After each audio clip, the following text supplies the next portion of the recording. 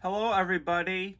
Today I'm going to show you how to install an IPS LCD V2 in a Game Boy Advance original. And here's the components I'm about to show you right in this video. I'm going to use either the FunnyPlaying IPS LCD V2 ribbon cable or the unbranded IPS LCD V2 ribbon cable. So find out as you're watching this. Anyway, I have the IPS LCD kit itself. I got a full black glass lens made for the IPS LCD mod centered from Deadpan Robot. A clear royal blue shell for the Game Boy Advance original from Retro Game Repair Shop, which is made to fit the IPS LCD and rechargeable battery mods. The black buttons, which are also from Retro Game Repair Shop. The Game Boy Advance IPS sticker and the black Start and Select silicone pads are from retromodding.com. So, after I reviewed all the components, let's get to it. Here I have a white Game Boy Advance original, which is known as Arctic White, and when I turn it on, it's working very good. The screen is going well, and when I wiggle the power switch,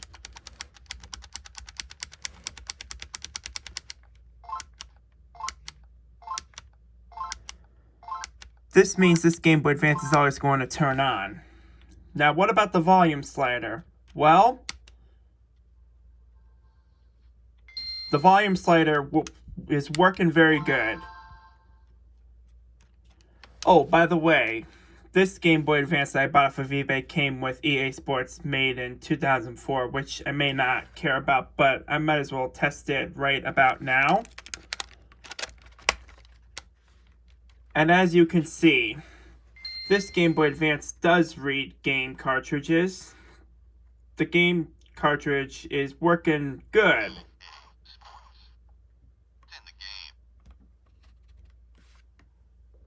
I'm running Tetris for the Game Boy on this Game Boy Advance, and I'll be testing out all the buttons to make sure they work fine.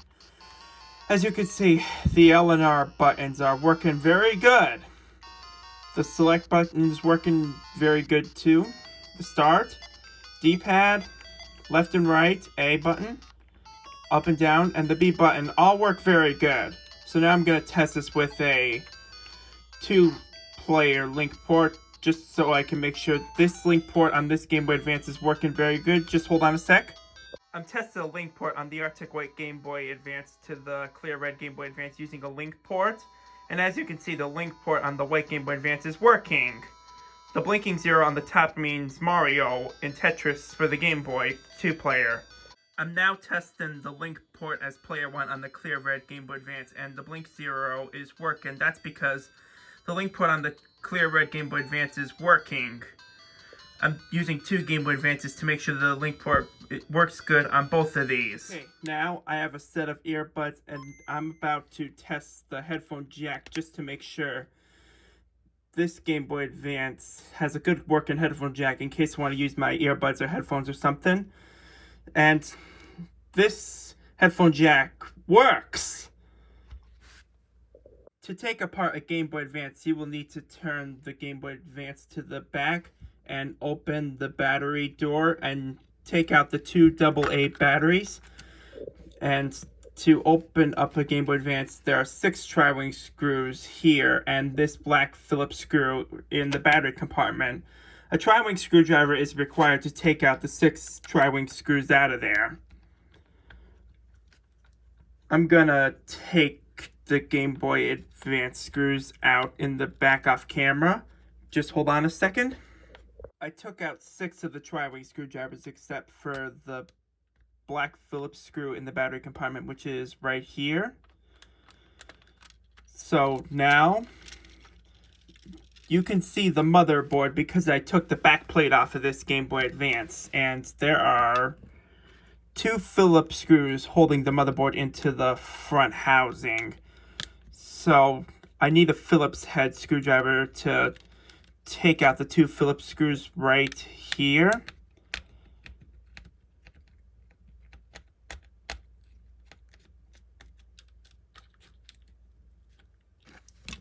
After the 2 Phillips screws are out, the motherboard can be lifted up like this.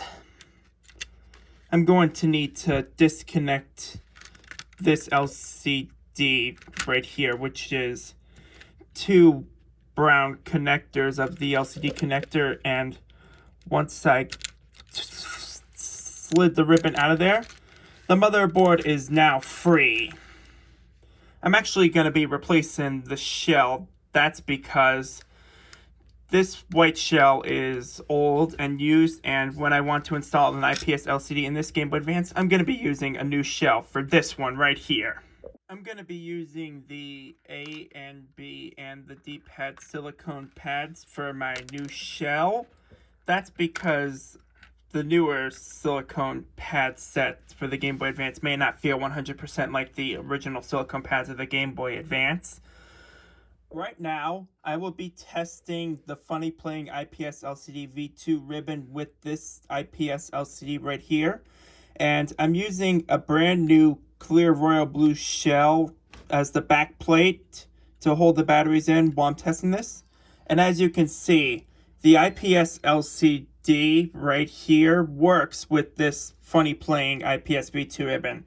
So now I'm going to move on to the unbranded ribbon just to test the LCD on it. Now I will be testing the IPS LCD with this unbranded IPS LCD V2 ribbon.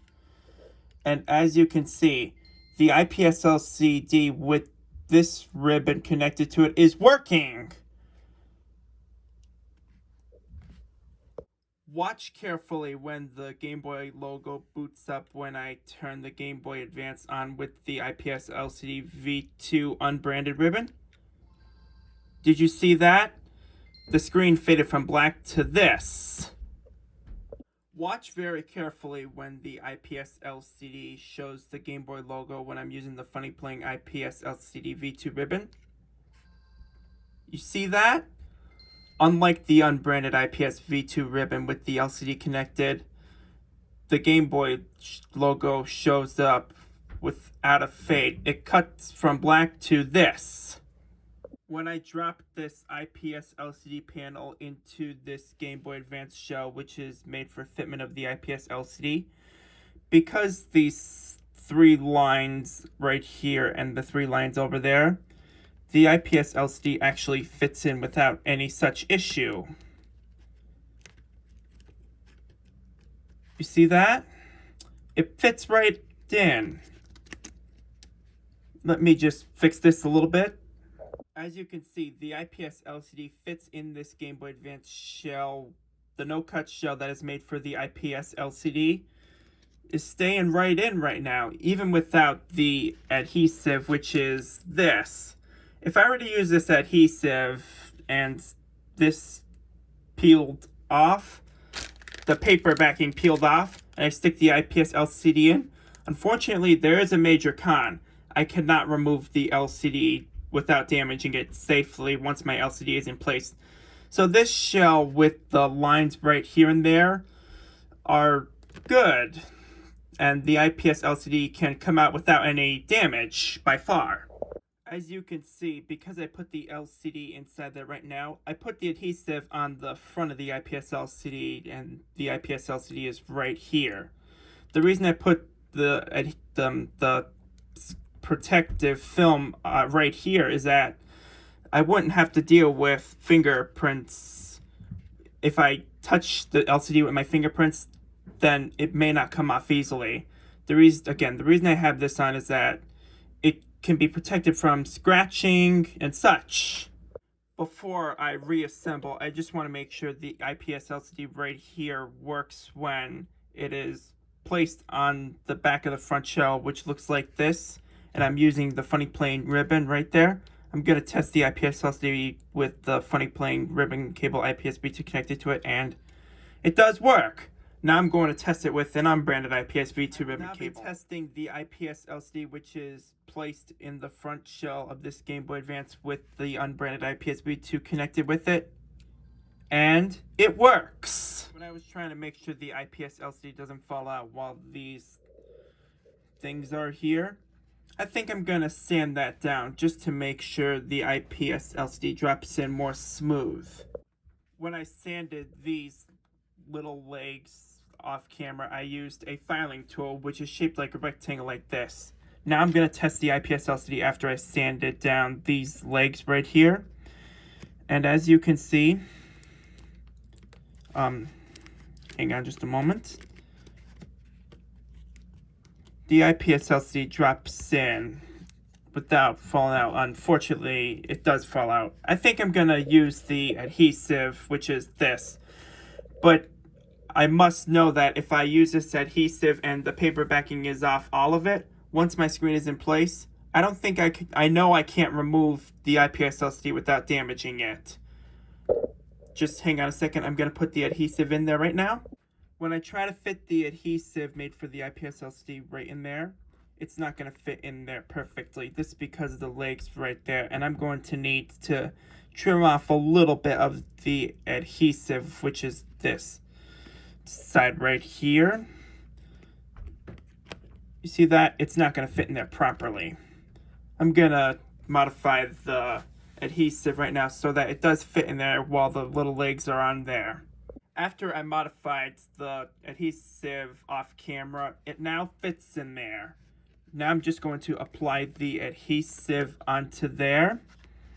I'm using a knife to peel the back off of this. Now stick it in place.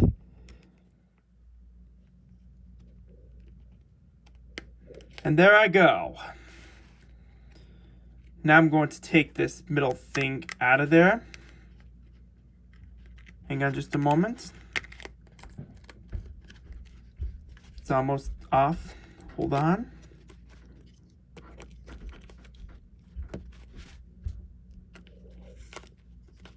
There it is. I got this off, but it looks a little crooked. Let me just fix that. As you can see, I was using a knife to scratch a little bit off of the adhesive so that when I put my lens on and the IPS LCD is installed, I won't see the black adhesive on the LCD and under the screen lenses. So I'm going to peel off the back paper of this adhesive.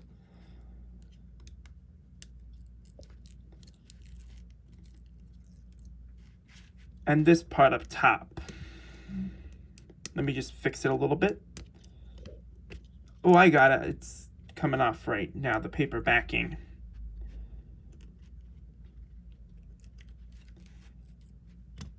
Now I'm ready to put the IPS LCD into there.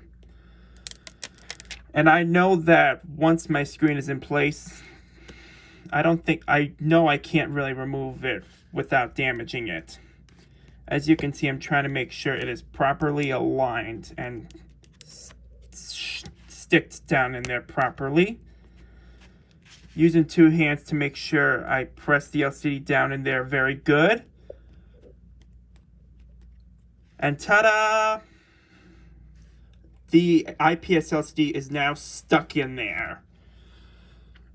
Now let me just put the protective film on the front of the IPS LCD so it doesn't get scratched or anything during the progress of reassembly. Now, the reason why I flipped this cutting board from the soft side to the hard side is that, one, I'm going to be cleaning the motherboard with isopropyl alcohol, which is something I'm doing just about now. And two, I plan on soldering the 3 wires from the ribbon cable to the Game Boy Advance motherboard for brightness control. As you can see, I'm cleaning up the motherboard with isopropyl alcohol before I put this into the brand new shell. And I might want to replace the speaker on this, even though it works good. I just want to do something new with the speaker, and because the Game Boy Advance is going to be almost 20 years old at the time I'm filming this video, this speaker is something I may never know if it's going to break soon or not. So I might as well replace it with the newer one, and I'm going to do the rest of the cleaning of the motherboard with isopropyl alcohol off camera. Just give me a moment. I'll be testing the Game Boy Advance motherboard after I clean it up with isopropyl alcohol just to make sure it's going to turn on. And it turns on. And while I'm here, I'm going to do a speaker comparison between this speaker and the newer speaker, depending on my option for a speaker replacement upgrade mod. Listen carefully to the original speaker. The Game Boy Advance's original speaker is very quiet. I'm going to replace this with a newer speaker because this speaker is almost 20 years old and I never know if it's going to stop working or not.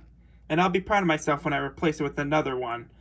If I'm going to replace a speaker on this Game Boy Advance, which is something I'm about to do, I'm going to be using a Game Boy Advance SP and a Nintendo DS speaker. When I mentioned a Nintendo DS, I'm talking about the original Nintendo DS, which is the fat DS, not the Nintendo DS LITE.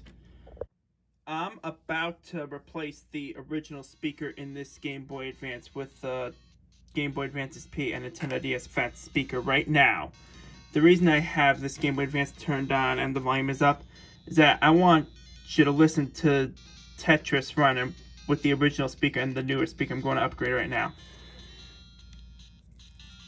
Time to desolder the old speaker. Now put in the new speaker.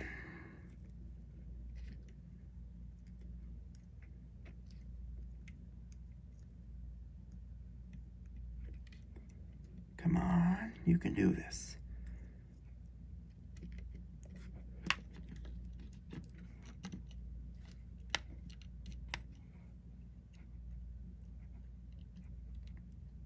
You're almost there. Come on, do it.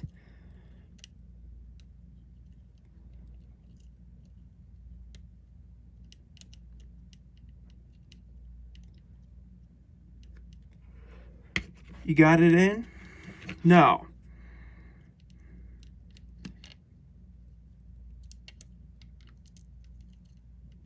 Come on, you can do this. Originally, when I was going to install the speaker with a newer one, which is this one, when I was doing that while the game was running, it was a little bit too hard to get the speaker out of there while the back plate was on and Tetris was running. So instead, I laid the motherboard on this cutting board here without the back shell and Tetris running and batteries in it. So now, after I soldered the wires in from there to this speaker, I'm going to test the speaker right about now. Do you hear that? The Game Boy Advance SP and Nintendo DS speaker installed in the Game Boy Advance provides a little bit more clear sounds than this speaker. This speaker may not be as loud as this one, but I chose to use this anyway. This because this speaker is newer than this one. So yeah, because this speaker is not made for the Game Boy Advance housing and this plastic right here is present, I'm gonna have to cut this plastic off in the newer shell so this speaker can fit in there without any issues. At this point, I'm going to get ready to solder the 3 wires onto the ribbon cable FunnyPlaying IPS LCD V2 ribbon and the unbranded ribbon. First, I'm going to start off with the FunnyPlaying IPS V2 ribbon for brightness control, which are select R and L. I mean, the brightness control pads on the ribbon from the ribbon to the Game Boy Advance motherboard. As you can see, I applied flux on L, R, and select. I'm waiting for my soldering iron to warm up so I can put the solder onto the pads, and the flux is on the pads. Now I'm going to apply the solder to the 3 pads I put flux on.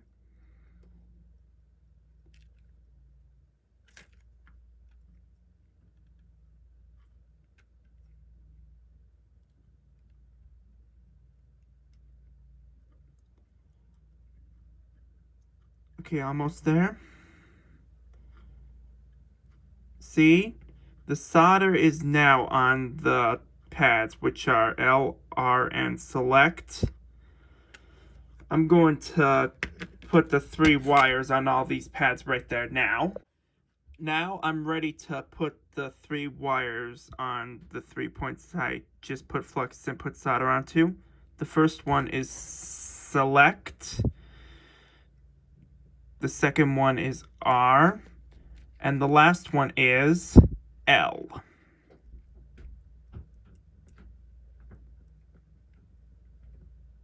I'm going to clean this up with isopropyl alcohol so I don't have leftover flux on the ribbon at a later time. Now, I'm using isopropyl alcohol right now, and I'm using a Q-tip to get rid of the flux that was on there